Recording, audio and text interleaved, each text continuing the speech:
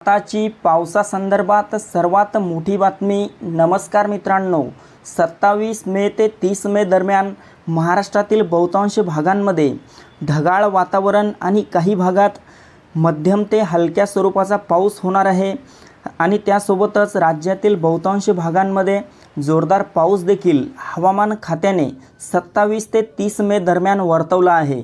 तर जाणून घेऊयात हा महत्त्वपूर्ण अंदाज। व्हिडिओला पूर्ण बघा। राज्यात नेमका कोणकोणत्या भागात 27 ते 30 मे मध्ये पाऊस होईल याविषयीची सविस्तर माहिती। पण त्यापूर्वी चॅनलवर नवीन असाल तर चॅनलला सबस्क्राइब करा।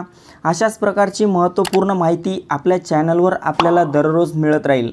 मित्रांनो, आपण या ठिकाणी पाहू शकता संपूर्ण मराठवाड्याचा जो भाग आहे, छत्रपती संभाजीनगर, जालना, हिंगोली, परभणी, नांदेड, बीड, लातूर, धाराशिव, एकंदरीत मराठवाड्यातील सर्वच परिसरात आपल्याला पुढील 4 ते 5 दिवस म्हणजेच 27 ते 30 मे दरम्यान दररोज ढगाळ वातावरणासह भाग बदलत मध्यम ते हलक्या स्वरूपाचा पाऊस झालेला पाहायला मिळेल। अवकाळी पाऊस असल्यामुळे यामध्ये वादळी वाऱ्याचं प्रमाण देखील काहीसं जास्त राहील। मित्रांनो, जिल्ह्याचा उल्लेख केला म्हणजेच या भागांमधील गावांचा आणि तालुक्यांचा देखील यात समावेश करण्यात आलेला आहे। त्यासोबतच मध्य महाराष्ट्र, पश्चिम महाराष्ट्राच्या भागात देखील पुढील 3 दिवस आपल्याला दररोज वातावरण बदललेले पाहायला मिळेल। बहुतांश भागांमध्ये मोठा पाऊस देखील झालेला असेल। यामध्ये पुणे, सातारा, सांगली, कोल्हापूर, सोलापूर, अहिल्यानगरच्या सर्वच परिसरात म्हणजेच गावांमध्ये, तालुक्यांमध्ये आणि जिल्ह्यांमध्ये देखील मध्यम ते हलक्या स्वरूपाचा पाऊस भाग बदलत झालेला बघायला मिळेल।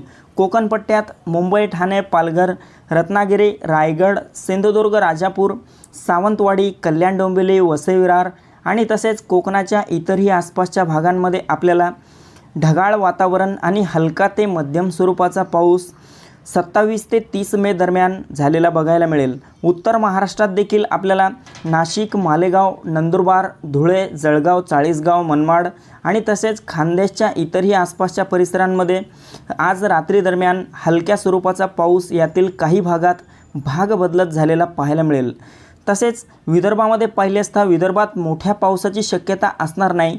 तापमानात मोठी वाढ होईल, मात्र तरी देखील अधूनमधून ढगाळ वातावरण निर्माण होऊन काही भागात हलक्या सरी होऊ शकतात। यामध्ये अकोला, अमरावती, नागपूर, गोंदिया, गडचिरोली, भंडारा, चंद्रपूर, बुलढाणा, वर्धा, यवतमाळ, वाशिम, एकंदरीत या सर्वच परिसरामध्ये ही परिस्थिती आपल्याला पाहायला मिळू शकते।